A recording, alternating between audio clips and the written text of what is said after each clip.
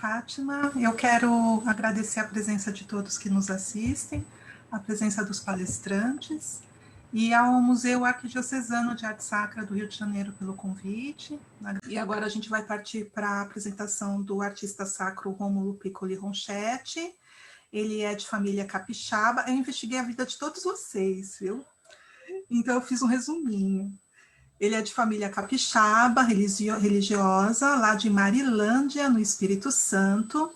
Ele descobriu a sua vocação ao ingressar no seminário. Quando ele terminava o ensino médio, ele tinha projetos de estudar física e matemática, vejam só. Mas aí a vida dele mudou. A convite de um padre da paróquia onde ele residia, ele passou pela experiência em retiro e oração e meditação, que acendeu esse seu interesse pela espiritualidade e a decisão de entrar para o seminário. Com 16 anos, ele iniciou o primeiro ano de filosofia na Diocese de Santo Amaro, onde ficou até quase terminar a teologia. Ele saiu do seminário, foi morar numa paróquia e passou a estudar história da arte e começou a pintar, usando os conhecimentos teológico-litúrgicos para servir à igreja e melhorar a cada dia o seu desempenho como artista sacro. Sua pintura tem clara influência da antiguidade cristã e da iconografia clássica bizantina. É admirador de dois grandes artistas brasileiros e de quem carrega influências na cor e no traço, Cláudio Castro e Lázaro Aparecido Diogo. Eu passo a palavra agora para o nosso artista Rômulo. Meu Deus, que enrascada que vocês me colocaram, hein? Falar depois de Monsenhor Capelato, falar depois de Leandro. Meu Deus do céu. Final. Gente, esse povo tem um currículo mais extenso que a minha lista de pecados. Vocês têm um currículo impecável. Eu não sou digno de atar as sandálias de vocês, mas fico muito feliz pelo convite e eu vou tentar fazer aqui exatamente o que é o meu serviço na arte, que é entrelaçar conhecimentos bíblicos, litúrgicos, trazer isso para a arte e, ao mesmo tempo, para a vida, para nossas relações, para nossa existência como irmãos. Bom, dizem que quando os olhos do corpo começam a enfraquecer, os do espírito começam a abrir, né? Eu espero que isso seja verdade no meu caso. Então, para não ter muitos parênteses abertos, eu preparei uma pequena reflexão, né, com os elementos que o Monsenhor já introduziu de alguma forma, né? Eu até imaginei que ele fosse desenvolver um pouco, eu até fiquei, meu Deus, não prossiga por ali. E ele não prosseguiu, né? Então eu vou tentar trazer uma reflexão, contribuir com uma reflexão nova para vocês, né? Para todos os que estão assistindo, e depois eu posso disponibilizar também. O título dessa reflexão é Quando a morte dá sentido à vida. E é interessante que eu estou tentando fazer o percurso contrário, né? Do fim para o começo, porque na liturgia as duas pontas se tocam, não é? Quando celebramos a liturgia, o tempo e a eternidade se tocam, e da mesma forma isso se dá na arte. Os elementos para os quais gostaria de chamar a atenção na cena da Natividade do Senhor lançam uma sombra neste cenário em que a luz é a protagonista. A forma de tratamento desses elementos evidencia um instrumento de leitura imprescindível para quem deseja conhecer profundamente a Sagrada Escritura e também a arte cristã. Pelo menos a que foi produzida até o cisma de 1054, no que diz respeito à arte ocidental. Nenhum elemento existe isoladamente, e por isso, nenhum elemento pode ser compreendido isoladamente. Uma palavra, uma cena, um personagem sempre encontra o seu sentido em outro. Por isso, para entender com mais profundidade a cena da Natividade, é preciso recorrer a outras. O primeiro elemento que destaco é a manjedoura.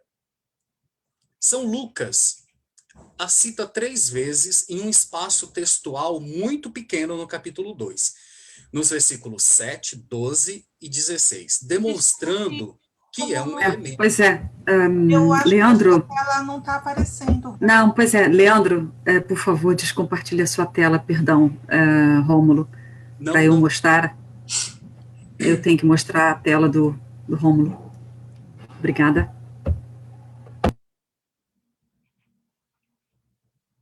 Posso? Não, ele não descompartilhou. Eu não consigo. Desculpa, Rômulo. Não, imagina. Leandro. Tá igual.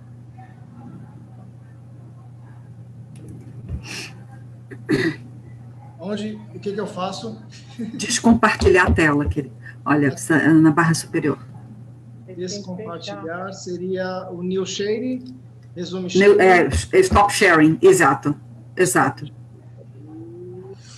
Stop sharing.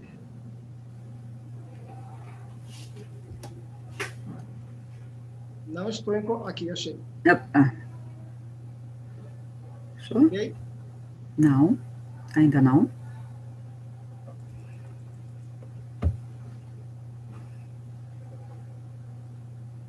Stop vídeo. Acho que tem que fechar a tela dele, ainda não fechou. Ver na base inferior, compartilhar a tela. E o seu deve aparecer descompartilhar ou então stop sharing. Tem um quadradinho verde escrito Verde, screen. exato. Tá Do screen. Quando é para compartilhar, tá share. Aí você tem que estar escrito stop sharing screen. Exato.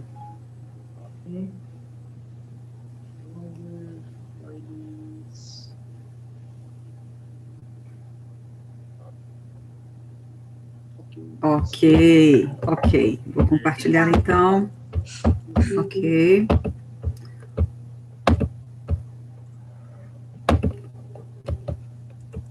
Aqui sim, então, primeira imagem, certo, Romulo? Posso? Ok, certo? Primeira imagem? Ok, obrigada. O primeiro elemento que Dá para destaco aumentar um pouquinho, por favor? é a manjedoura. Estava dizendo que São Lucas cita a manjedoura em três vezes em um espaço de texto muito pequeno. Então, isso quer dizer que é um elemento muito importante, não é? Usado para colocar o alimento para os animais domésticos, possui um sentido especial para os padres da igreja.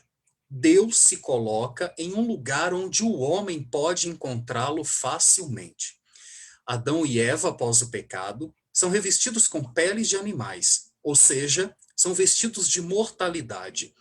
E com a perda da convivência divina no paraíso, são reduzidos ao nível animal e precisam preocupar-se e trabalhar para adquirir o alimento, empreendendo uma constante luta contra a morte. Por mais distantes que os animais possam ir, mais cedo ou mais tarde eles sentem fome e retornam à manjedoura. A manjedoura é o lugar onde o encontro com o homem é certo, e o menino colocado ali indica que Deus quer ser encontrado. A forma da manjedoura, nos ícones da natividade, agora entra essa imagem, né, que vocês estão vendo aí, que é a mesma que Monsenhor já havia compartilhado conosco, né? Notem que a manjedoura, a forma dela, ela tem a forma de um caixão, indicando, aludindo ao tema da morte. Que isso também acaba introduzindo o segundo elemento, que aqui eu destaco. Envolveu-o com faixas. São Lucas o menciona por 2 vezes, e na segunda, esse elemento das faixas é usado como um elemento de identidade. Aquele elemento que identificaria o Cristo aos pastores. Isto vos servirá de sinal, cita Lucas. Encontrareis o recém-nascido envolto em faixas.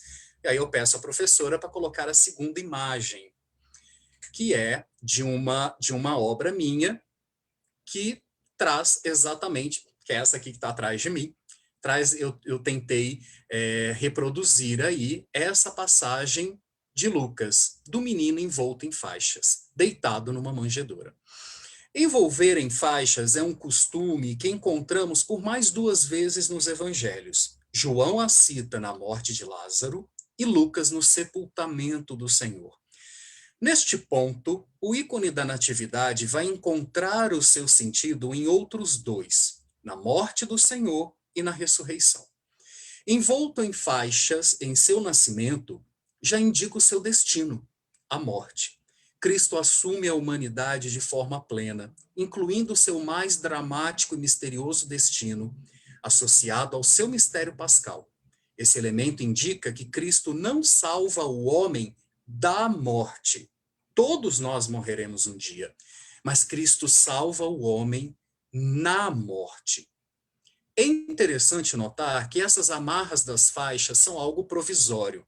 Não possuem força sobre o Cristo. E o amor é o elemento que faz com que essas faixas fiquem para trás. O amor de São José e de sua mãe cerca o menino de cuidados e o nutre. Ele cresce e abandona as faixas. O amor de Jesus por seu amigo Lázaro o chama para fora do túmulo e Lázaro se libera de suas faixas. Após a sua morte no madeiro da cruz, é o amor do Pai que o faz vencer as faixas. E elas são encontradas junto ao túmulo vazio. Aí eu peço à professora que coloque a próxima imagem. Pula mais uma, professora, eu vou voltar a ela depois. Vai para a seguinte. Isso, vejam aí. Como que, naquela primeira imagem da Natividade, a manjedoura é idêntico a esse lugar onde está o túmulo do Senhor. Vocês conseguem perceber essa semelhança? Vejam que as faixas que estavam envolvendo o corpo, o iconógrafo faz questão de fazer idêntica à cena da Natividade, onde o Cristo é envolto também em faixas. Está vendo como parece, até o tamanho, as dimensões nesse ícone, parece que existe um menininho aí. Peço à professora para voltar para a primeira imagem. Olha lá. Tá vendo? O corpinho do menino envolto em faixas dentro da manjedoura. Agora volta para aquela lá da ressurreição. Vocês vão notar, é a mesmíssima cena. E isso tem um sentido. A Virgem Mãe, ao envolver seu filho em faixas, já tinha presente em seu coração que o Eterno e o Todo-Poderoso havia abraçado de tal forma a humanidade, a ponto de assumir também a sua mortalidade. E vislumbramos em alguns ícones a Virgem reflexiva ao lado do menino na manjedoura. Coloca a primeira imagem novamente, professora. Isso. Vejam que a Virgem ela está reflexiva. A mão no rosto na iconografia, ela tem o sentido de dúvida, interrogação, reflexão. Vocês vão ver essa mesma postura da Virgem aqui, vai para agora para a imagem da crucifixão. Isso. Vejam como a mãe aí tem a mesma postura de admiração, de interrogação, de reflexão. Bom, o padre Gianluca Buzzi, um importante iconógrafo italiano e membro da Comissão para a Arte Sacra da Diocese de Bolonha, diz que a Virgem se perguntava por que Deus quis descer tanto. Deus desce no anúncio do anjo quando pede a colaboração de uma mulher em seu projeto salvífico. Desce quando se faz homem e nasce assumindo o destino do homem. Desce quando pede a São João Batista para ser batizado como os outros pecadores. Desce quando lava os pés de seus discípulos e desce ainda mais quando entra na morte. E aqui coloco o terceiro e último elemento, os pastores. Os primeiros a vislumbrar o rei Messias em seu nascimento não deveriam ser o sumo sacerdote do templo e os doutores da lei? Por que os pastores? Uma resposta superficial a esta indagação seria que, por eles serem socialmente excluídos, distante da religião formalista que havia se tornado a religião de Israel, eles teriam os olhos e o coração mais apto para reconhecerem-no. Uma tentativa de resposta mais profunda busca relacionar esta cena com outras da história salvífica. Os pastores possuem as características do Deus de Israel. Sua essência, do pastor, é o cuidado e a condução do seu rebanho. Por muitas vezes no Antigo Testamento, Deus usa essa imagem do pastor para falar de si, e o povo de Israel a utiliza para falar de Deus. Essa também é a imagem escolhida por Jesus para falar de si. Eu sou o bom pastor. No Evangelho de Lucas, a passagem que Jesus fala da ovelha perdida, no capítulo 15, está associada à dracma perdida e ao filho pródigo. Alguns exegetas dizem se tratar de uma única parábola, mostrando algo que se perde longe, a ovelha, algo que se perde perto, dentro de casa, a dracma, e algo que se perde longe, o filho que vai embora, e o que se perde dentro, o filho mais velho. Tendo como destaque o cuidado e a misericórdia de um Deus que é Pai e vai ao encontro do que estava perdido. Assumindo nossa humanidade, Cristo é o pastor que vem atrás da ovelha perdida, que no afresco do batistério de Dura Europos, agora eu peço à professora para mostrar a próxima imagem, mais uma, isso, esse é a parede atrás do batistério de Dura Europos, que é uma das construções mais antigas que nós temos, as primeiras manifestações artísticas artística do cristianismo. Na base desse arco é onde os cristãos eram batizados. Existe uma cavidade, uma banheira, vamos dizer assim, né, nessa parte inferior, e esse afresco está bem acima dessa fonte batismal. Professora, passa para a segunda imagem, que assim a gente consegue ver melhor, que aí os arqueólogos fizeram o desenho dessa pintura. Mais uma, professora. Desculpa, essa? Não. É a mesma imagem, é a seguinte. Mais uma. Ah, Isso, sim, desculpa. Tá vendo que essa é o mesmo desenho da lá de Dura Europos, porém está mais claramente definido. Vejam que ali no primeiro plano, do lado esquerdo, existe um pastor com uma grande ovelha no colo. Você vê que a ovelha é bem grandinha, bem fofinha. E o rebanho está todo ali reunido, olhando para ele. E na parte de baixo, e aqui que está a chave de leitura desta cena, estão Adão e Eva diante da árvore que Deus havia proibido de comer o fruto e a serpente que o seduziu. E Adão olha para esse bom pastor. E aqui está a nossa chave de leitura. Assumindo a nossa humanidade, Cristo é o pastor que vem atrás da ovelha perdida, que, no afresco do batistério de Dura Europos, descobrimos tratar-se de Adão, que escolheu afastar-se de Deus. Um hino da liturgia das horas do rito maronita, rezado no sábado santo, na Páscoa, nos faz compreender poeticamente este mistério. Bom pastor, para procurar sua ovelha, te rebaixaste. Foste elevado sobre o lenho, e de lá de cima vistes que ela se tornou cinzas. Então desceste para perto dela no grande Sheol. Inclinaste-te sobre as cinzas e chamaste-a com tua voz. Ressuscitaste-a, colocaste-a sobre seus ombros e fizeste-a subir contigo ao céu. Dessa forma, vemos como elementos da natividade do Senhor são iluminados pelo seu mistério pascal, a morte, que dá sentido à vida. A mais profunda manifestação de Deus, a verdadeira teofania, não está na cena em si, mas na forma de olhar para ela, no tecer as relações, ao modo que é a vida de Deus. Deus que é trino, Pai, Filho e Espírito Santo. Ou seja, é uma vida de comunhão, é uma vida de relação, não é um Deus solitário. Esta é a vida, a relação, a comunhão, é a vida que manifesta entre nós. Nosso sentido está no outro. Esta é a vida que dá também sentido à morte. Não caminhamos mais para a morte, porque nós já morremos no batismo. e recebemos a vida de Cristo. O nosso caminho agora é para Jerusalém Celeste. Para concluir, cito uma cena descrita em uma homilia pelo grande cardeal Ângelo Comastri, que durante muitos anos, como seminarista e como padre, acompanhou Santa Teresa de Calcutá na Índia.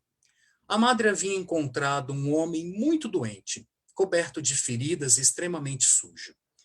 Enquanto o limpava carinhosamente, o homem, que certamente era hindu, perguntou: "Por que você faz isso comigo, que tenho outra religião?" A madre lhe responde: "Porque vejo meu Deus em você." E o homem indaga: "Mas que Deus é esse?" A madre o responde: "Meu Deus é o amor." E com os olhos cheios de lágrimas, o homem suplica: "Mostra-me o teu Deus." Acariciando-a, a madre diz sorrindo: "É ele que te toca com minhas mãos e te acolhe com meu olhar." E o homem morre em seus braços. Ele entendeu. Ela já havia entendido. E nós agora estamos começando a entender. E aqui eu finalizo.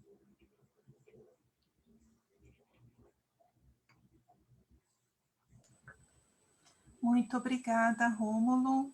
Foi uma apresentação belíssima, aliás, todas as três foram. Parece que vocês combinaram, mas eu sou testemunha que vocês estão se encontrando hoje. Rômulo, tem ainda 2 imagens. Você gostaria de acrescentar? Não? Por favor, Tá eu certo? acabei me empolgando, já engatei primeiro e fui direto. Pode Quer mostrar. mostrar? Tá, Pode então, mostrar. deixa eu... São 2 obras que estão relacionadas a este mesmo tema do bom pastor que entra na morte para buscar a ovelha perdida. E no fundo, essa é a grande busca.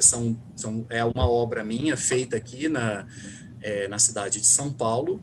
O bom pastor tem as marcas da paixão, vejam as chagas dele, né? E, ao mesmo tempo, as vestes do ressuscitado. É Cristo que entra na morte para buscar a grande ovelha perdida, que é Adão. E a última imagem é um close da cena. O Cristo que olha para o orante.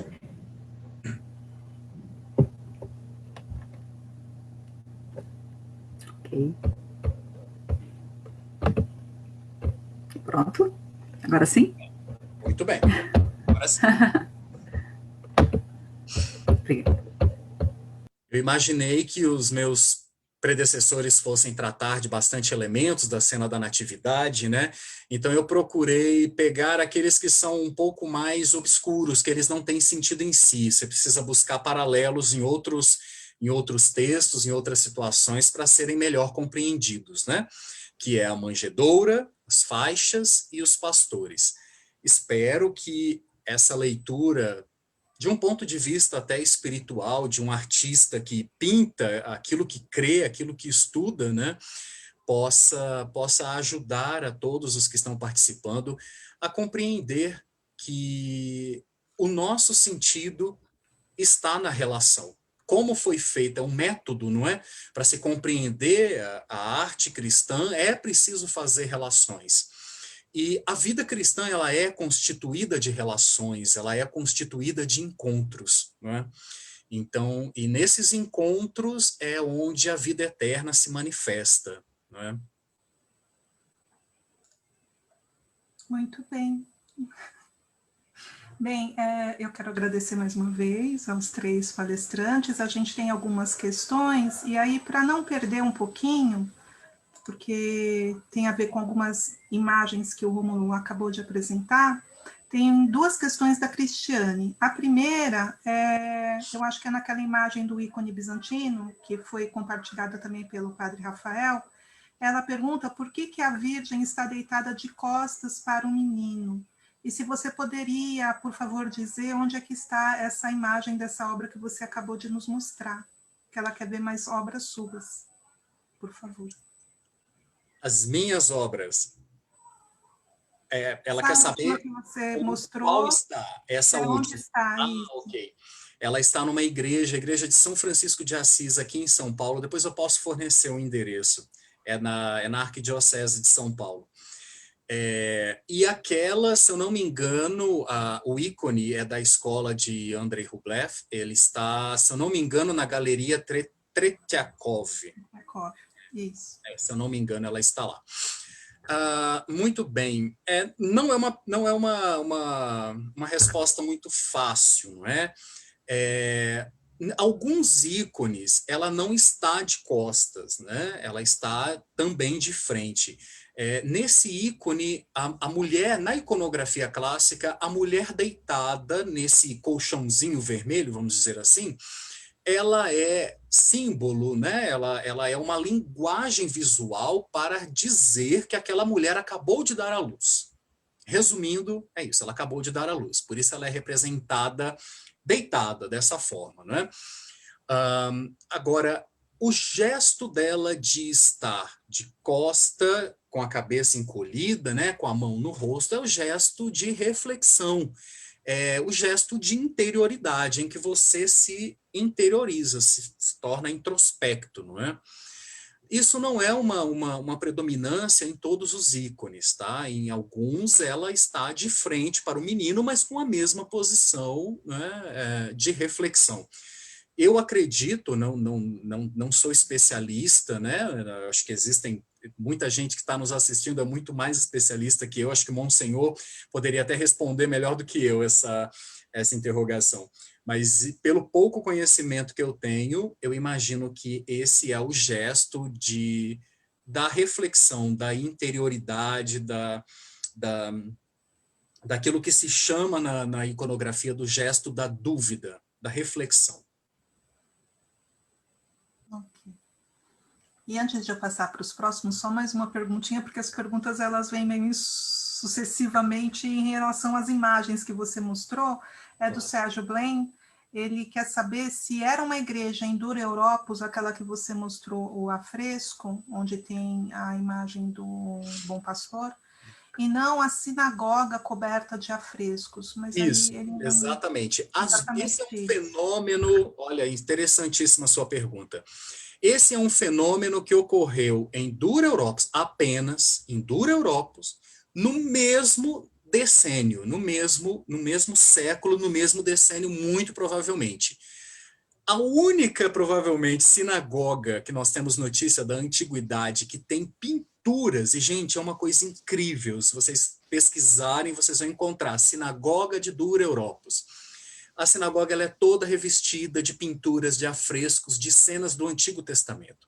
Isso é totalmente inédito no judaísmo, porque, devido à proibição das imagens, não é um elemento muito comum.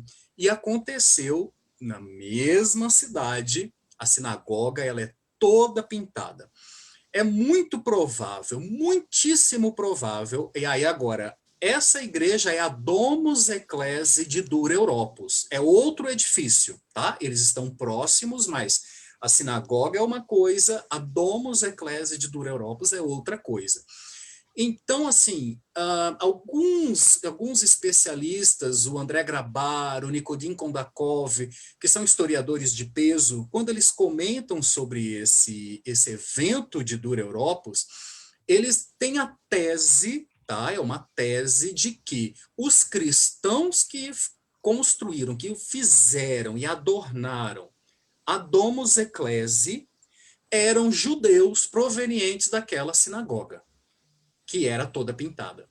Então, até quando você compara as artes da Domus Ecclesiae da sinagoga, você vê que existe na pigmentação, no tratamento de cores, no tratamento de formas, muita coisa em comum. Então, é muito provável que esses primeiros cristãos tenham sido judeus que frequentavam essa sinagoga e que acabaram herdando essa herança artística também. Muito bem. Muito obrigada. Bem, eu como moderadora, né, é um privilégio, porque eu posso perguntar para os três juntos. Enquanto a gente aguarda as questões no chat, eu vou puxar um pouco a brasa para minha sardinha, porque eu estou vendo os meus colegas aqui do grupo de pesquisa que eu participo do LABO, que é o Laboratório de Política, Comportamento e Mídia da PUC São Paulo. A gente tem um grupo de pesquisa que é o da Imagem de Deus, Religião, História e Arte, que é coordenado pela professora doutora Vilma Tomaso, e a nossa discussão é sempre essa questão de resgate desse simbolismo da arte cristã do primeiro milênio, né? E vocês três, ao longo da apresentação, sempre mencionaram em algum momento que essa simbologia ela precisa ser resgatada de alguma forma. E a chave, né, a orientação-chave do Concílio Vaticano II, lá em 1962, convocado pelo Papa João XXIII, é a de realizar esse aggiornamento, que é o termo italiano para uma atualização, uma renovação, que seria entrelaçar essa tradição, né, dessa igreja primeira, mais antiga e que está em parte esquecida, e atualizar ela com o tempo presente. Então, eu queria abrir uma pergunta, assim, já que o nosso tema é o presépio, a gente está no advento do Natal, é a natividade, se vocês acham que esse simbolismo do presépio, essa representação do presépio, ela se perdeu de alguma forma, né? Até da própria árvore de Natal, porque antes de São Francisco fazer a representação, ensaiar a representação do presépio, né, com pessoas, e celebrar a própria Eucaristia, onde estava a manjedoura, né, era a árvore da vida com Adão e Eva, que era colocada no Natal dentro da igreja. Então, se essa simbologia vocês acham que se perdeu de alguma forma, e como que a gente pode resgatar isso? Por favor, se você puder acrescentar suas considerações, eu agradeço. Muito bem. Importante, muito interessante você citar essas duas falas do Concílio Vaticano II, né? O ad fontes, né? O olhar para trás, o voltar-se para trás, já indica, opa, peraí, será que a gente está indo pelo caminho certo? Vamos olhar para trás para ver se a gente não consegue endireitar isso, né? E o aggiornamento, que não é um saudosismo, olhar para trás não como um saudosismo, vamos voltar ao que era aquilo lá. Não, nós vamos atualizar. Olha, eu acredito que hoje o grande problema, seja das enculturações da liturgia que tentam fazer por aí, seja das manifestações artísticas que nós vemos, o grande problema é o problema da linguagem. A arte, ela sempre é um produto de sua época, sempre é. Todos nós, quando vamos estudar a história da arte, nós nos debruçamos sobre tudo que está acontecendo naquele período histórico para entendermos de que espírito se trata, o que está sendo manifestado ali. Então, hoje também, a arte usada nas nossas igrejas, usada de alguma forma na liturgia, ela também manifesta um espírito. Agora, o grande problema é a linguagem que é usada. O conteúdo para a arte sacra, ele é muito claro, que é o dogma, né? É a Sagrada Escritura, são os padres da igreja, é a fé da igreja. Nós entramos na igreja e em suas paredes nós devemos ver representada a carne da igreja, não é? A imagem da igreja. Temos que ver aquilo que nós somos, né? Então, a linguagem é que é muito importante para poder representar esse conteúdo. Muitas vezes nós nos perdemos, e aqui eu digo como artista que é uma grande tentação, nós tentarmos manifestar o nosso ego, os nossos gostos, as nossas escolhas, a nossa linguagem. E aí a coisa degringola de vez, aí vai de morro abaixo mesmo, porque o que nós vamos apresentar é o barro de Adão sem o sopro do Espírito. A meu ver, é isso. É o barro sem o sopro. Agora, quando nós apresentamos, quando a linguagem não é a minha linguagem, mas é a linguagem do mistério, aí nós vemos o símbolo passar pela sua Páscoa. O símbolo que morre e que ressurge, que ele volta, ele renasce. Então, nós não precisamos reproduzir os mesmos ícones lá, aquele primeiro da escola de Rubbioff, que tanto eu como o Monsenhor apresentamos aqui, o mesmo ícone. Nós não precisamos reproduzir o mesmo ícone, mas o que nós temos que trazer novamente é o mesmo espírito, é o mesmo mistério que dá vida a um, dá vida à arte hoje também. Então, eu vejo que a grande preocupação, a forma de manifestar a beleza de forma sacralizada, de forma sacra, servindo a liturgia, é entrando no mistério. Entrando no mistério. É manifestando a linguagem, não do eu particular do artista, não do eu Rômulo, mas a linguagem da liturgia, a linguagem da igreja. Porque aí todos, quando baterem o olho, vão conseguir ler. Não vai precisar de nenhum artista lá, olha, mas isso aqui significa isso aqui significa aquilo, porque, pelo amor de Deus, hoje em dia você entra dentro de uma galeria de arte contemporânea, você vê, teve uma vez que um japonês esqueceu o óculos dele debaixo de uma obra, o povo estava fotografando achando que era uma obra de arte, o óculos esquecido lá. Então, olha que ponto que nós chegamos, né? Nós entramos numa galeria e tudo tem que ser explicado. Por que tudo tem que ser explicado? Porque a linguagem é só aquela pessoa que fala. Imagina como que é essa comunicação. Se só eu começar a falar uma linguagem individual que eu criei, né, ninguém vai entender. Agora, quando nós falamos a linguagem eclesial, a linguagem bíblica, a linguagem do símbolo, do mistério, todos vão entender. Todos os que são iniciados, tá? Vejam bem que cristianismo pressupõe iniciação, tá? Então, precisamos ser iniciados também. E aqui eu finalizo. Também. Eu acho que esse esvaziamento, né, que o padre Rafael falou, fica vazio, ele realmente, a nossa arte sacra, ela sofreu esse esvaziamento. Mas eu acho que na questão da arte em geral, né, como a arte contemporânea ela é uma expressão do seu tempo, a gente vive um momento de esvaziamento também, e a arte meio que está refletindo isso, mas a gente não vai entrar em discussões filosóficas aqui, senão a gente não sai daqui hoje. Mas o que eu tenho duas perguntas ainda do pessoal do chat, mas aproveitando, falando um pouco que você citou em enculturação, eu acho que também existe um grande problema entre o público conseguir definir e identificar o que é uma arte religiosa e o que é uma arte sacra, né?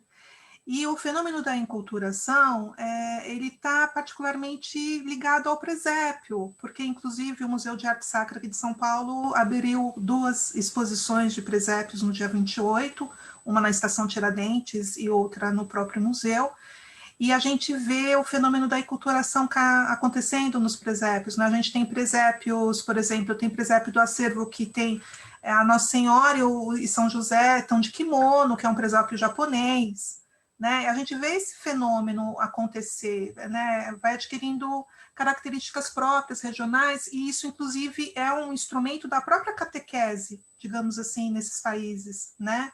Então, como que a gente consegue conciliar isso? Né? Abrindo de novo para vocês comentarem. Vai seguir na ordem, Monsenhor primeiro? Pode ser, ou então você, então inverte, o Leandro vai ficar sempre no meio. Fala você, o Leandro e o padre. Bom, é uma discussão que ela não tem muito consenso, não é? Eu vou propor uma forma de leitura que eu tento, uma reflexão minha, mas pode ser que outros não concordem com isso, né? A distinção entre a arte religiosa e a arte sacra. Na própria Sacrosanto Concílio, nós temos ali um parágrafo que trata, né, de que deveria ser fomentada nas nossas igrejas um zelo, um carinho, um cuidado pela arte religiosa e, sobretudo, pela arte sacra. Por que tem essa distinção? Olha, francamente, Cláudio Pastro ele inaugurou aqui no Brasil uma distinção muito polêmica entre arte religiosa e arte sacra. Eu gostaria que vocês escondessem, baixassem esses 2 módulos que Cláudio distingue, né? Que a arte sacra ela é objetiva, a arte religiosa ela é subjetiva. A arte sacra ela é como que ele diz, gente, que a arte religiosa ela é mais popular e a arte sacra ela é mais voltada para a liturgia. Bom, guardado todas essas polêmicas aí, a distinção que eu faço nesse sentido, eu uso a teoria de conjuntos da matemática para poder explicar o que acontece na Sacrosanto Concílio. Quando a Sacrosanto Concílio fala da arte religiosa, nós vemos ali um grande conjunto das manifestações artísticas que tem como pano de fundo a religiosidade. Né? Então, todas as formas. Então, quando você pega Portinari, você tem nele uma parte que eu adoro, Portinari, estudo muito ele, você tem na arte dele uma arte popular, dos meninos soltando pipa, de crianças ao vento, brincando com carneiro, brincando de gangorra. Você tem a temática nordestina, dos que saem, dos retirantes, né, que é uma das cenas mais bonitas, a meu ver. E você tem a arte religiosa, a temática religiosa de Portinari. E assim em todos os artistas, você tem a arquitetura religiosa. E na arquitetura religiosa você tem as igrejas católicas, você tem os templos hindus, você tem os templos budistas, né? É uma temática, é um tema da arte e da arquitetura. Quando você vai falar de arte sacra, eu acredito que a Sacrosanto Concilium pensa em um subconjunto dentro da arte religiosa, um subconjunto chamado arte sacra. E o que seria essa arte sacra? Aquela arte que serve à liturgia, aquela arte que é usada na liturgia, aquela arte que é simbólica, que é catequética, que tem as suas fontes no mistério, na Sagrada Escritura, nos padres, né, que nós estávamos falando agora há pouco. Essa que seria a minha consideração com relação a essa distinção, não é? Obrigada. Bom, a discussão está ótima. Eu não queria encerrar de jeito nenhum. Para mim também foi uma estreia eu ser moderadora. Normalmente eu estou dando aula desse lado aqui ou apresentando alguma temática. Foi muito bom. Eu gostaria de encerrar apenas falando um pouco dos artistas sacros e desse movimento, né, de retorno às origens e atualização da arte para o momento atual, que nós temos grandes referências já, né? O próprio Rômulo que está aqui já é uma referência na arte sacra, e o Cláudio Pastro, que infelizmente nos deixou em 2016, como eu era professor no Museu de Arte Sacra de São Paulo, e nós temos agora o padre Marco Ivan Rupnik, né, com a grande obra realizada em Castanhal, o Centro Alete, formando esses artistas. Inclusive, nosso grupo do Labor inaugurou recentemente uma página, uma sala sobre o padre Marco Ivan Rupnik, que eu vou compartilhar aqui. Eu acho que agora eu vou abrir para a finalização, né? Cada um dos convidados, por favor, deixe o seu depoimento final. E eu quero aqui agradecer o convite, foi uma grande honra, foi um grande privilégio poder estar aqui hoje com vocês e compartilhar de todos esses saberes. Muito obrigada.